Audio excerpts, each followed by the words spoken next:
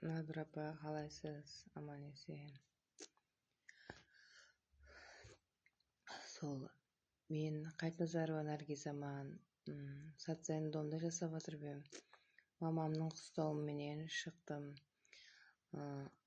Сол 6 декабрь күні сол ұқсыз ішіп жаныма қас қылып бір өлімнен қалдым. Бір қыз бір балам бар. Баламам группада, өзімам группадаман. Жайымды тіклеп беруіні, өзімнің жайымды сол беруді сұрап отырпан.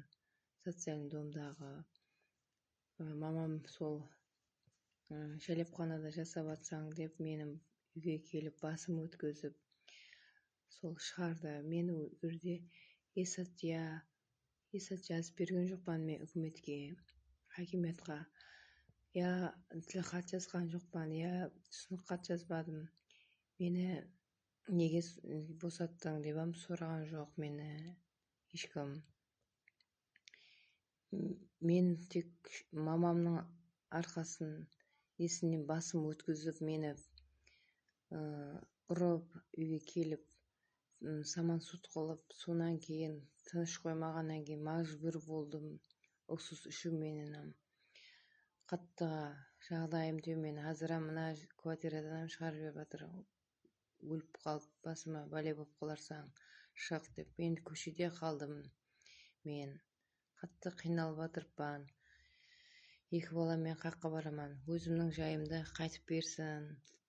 Сол қазіргі мәметте 25 квартирада менің қоңсым сол 10 квартирадағы Сайыр апа жасап отырған екен. Сол өзімнің жайымды қайтып берсін, менің жайымды.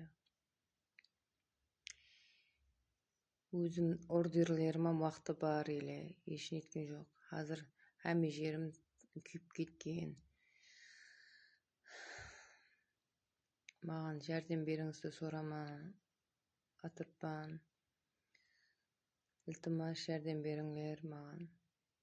Сілерден жәрдем сорап қаламан. 2 баламенен көшеде қалдық.